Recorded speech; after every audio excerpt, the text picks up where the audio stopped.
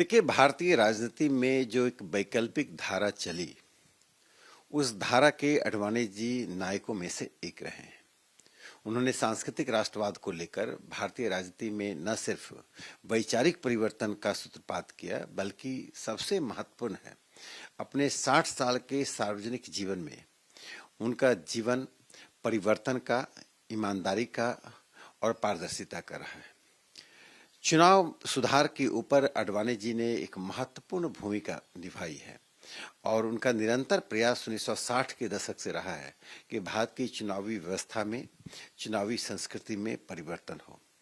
राष्ट्रीय मुद्दे, चाहे कश्मीर का हो, राम मंदिर का हो अथवा संसदीय जनतंत्र का हो, इन सब पर आडवाणी जी की सिद्धहस्तता रही है। अतः उन्हें यह सम्मान देकर वास्तव में एक ऐसे राष्ट्रीय नेता के योगदान को स्वीकार किया गया है, उसे सम्मानित किया गया है, जिस नेता ने भारत में परिवर्तन के लिए पूरा जीवन समर्पित किया है। राजनीति से अलग भी आडवाणी जी को भारत रत्न मिलने की जब खबर आई तो सोशल मीडिया पे आम लोगों ने भी बधाई देना शुरू किया, लेकिन इसी बीच जमीयत उलेमा हिंद ने कहा कि सरकार ये नफरत की राजनीति कर रही है। उन लोगों को पुरस्कार दिया जा रहा है जो बाबरी मस्जिद को गिराने में शामिल रहे हैं। देखिए, बाबरी मस्जिद का गिरना कोई अस्वाभाविक नहीं था और जमीयत उलमा का यह टिप्पणी अत्यंत ही दुर्भाग्यपूर्ण है, क्योंकि बाबरी मस्जिद से बाबरी मस्जिद कहने की जगह उसे विवादित ढांचा कहना चाहिए, सर्वोच्च न्यायालय ने कहा है। दूसरी बात है कि आडवाणी जी ने सांस्कृतिक राष्ट्रवाद को लेकर कार्य किया है, आंदोलन किया है और जन जागृति की है, और सांस्कृतिक राष्ट्रवाद में नफरत का कोई स्थान नहीं है। जमायत उलमा तो तब खुश होता तब जब जिन्ना को कोई पुरस्कार दे दिया जाता, जमायत उलमा तब खुश होता जब ऐसे लोगों को पुरस्कार दिया जाता जो कि देश विभाजन के लिए जिम्मेदार थे। मुझे लगता है कि ऐसे अवसर पर हमें ऐसी टिप्पणी नहीं करनी चाहिए जो राष्ट्रीय स्वाभिमान और राष्ट्रीय नायकों के प्रतिकूल हो।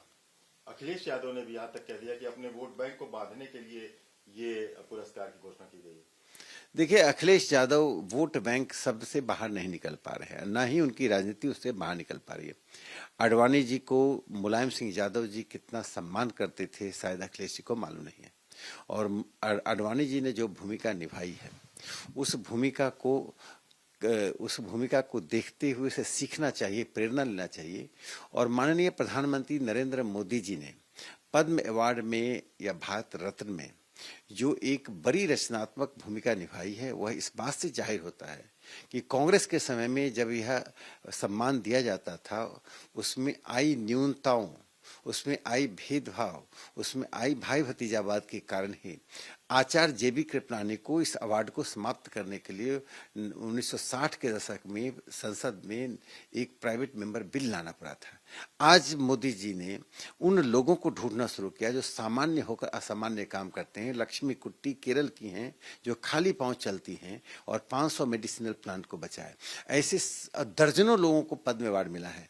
इसलिए अखिलेश यादव या वगैरह लोग इस तरह की टिप्पणी न करें। अभी कर्पूरी ठाकुर जी को भी सम्मान दिया गया भारत रत्न का। तो मुझे लगता है जो कोई भी राजनीति में, सामाजिक जीवन में, सांस्कृतिक जीवन में, आध्यात्मिक जीवन में भारत को समृद्ध करने के लिए योगदान करते हैं, उन्हें विचार, राजनीति, क्षेत्र, भाषा, धर्म, संप्रदाय से ऊपर उठकर देखना चाहिए। वही मोदी सरकार कर रही है। घोषणा हुई है कि आडवाणी जी को भारत रत्न दिया जाएगा, इस पर आपकी प्रतिक्रिया क्या है?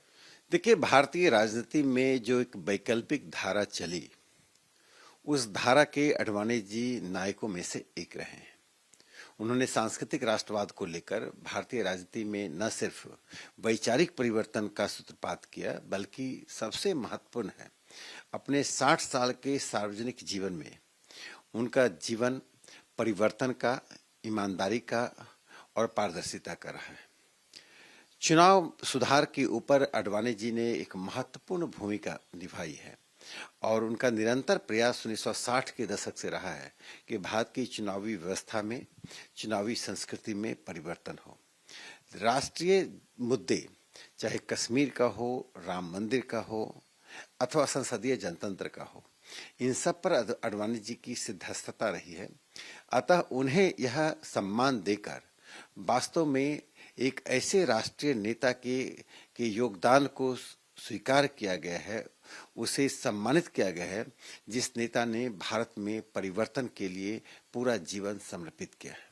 राजनीति से अलग भी आडवाणी जी को भारत रत्न मिलने की जब खबर आई तो सोशल मीडिया पे आम लोगों ने भी बधाई देना शुरू किया। लेकिन इसी बीच जमीयत उलेमा हिंद ने कहा कि सरकार ये नफरत की राजनीति कर रही है, उन लोगों को पुरस्कार दिया जा रहा है जो बाबरी मस्जिद को गिराने में शामिल रहे हैं।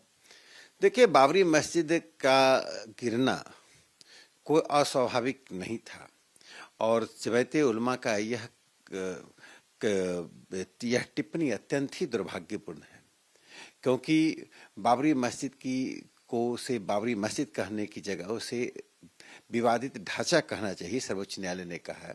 दूसरी बात है कि आडवाणी जी ने सांस्कृतिक राष्ट्रवाद को लेकर कार्य किया है, आंदोलन किया है और जन जागृति की है, और सांस्कृतिक राष्ट्रवाद में नफरत का कोई स्थान नहीं है।